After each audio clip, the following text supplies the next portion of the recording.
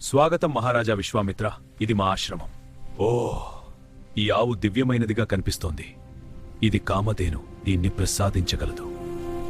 ఆ ధేనువును తనకిమ్మని వశిష్ఠుని కోరగా అతను నిరాకరించాడు. దాంతో కోపగించి వశిష్ఠుడు నా ఓటమి క్షత్రియ శక్తి కంటే బ్రహ్మ తేజస్సు జ్ఞానం తొలగించాడు.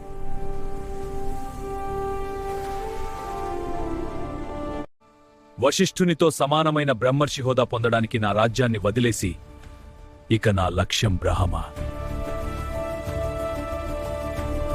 విశ్వామిత్రుని తపస్సును భగ్నం చేయడం మేనక. నా సౌందర్యము నా సంకల్పానికి అడ్డు కాదు. వెళ్ళిపో. తపస్సును వదిలేసి ఆమెతో కాలం గడిపాడు.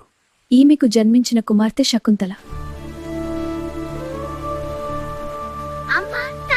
బ్రహ్మర్షిగా గుర్తింపు తర్వాత తప్పు గ్రహించి మరింత కఠోర తపస్సు చేయి.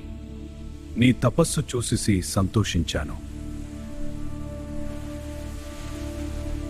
నీకు కావాల్సిన వరం కోరుకో. కఠోర తపస్సు చేసి వశిష్ఠునిచ్చే బ్రహ్మర్షిగా కీర్తించబడ్డాడు.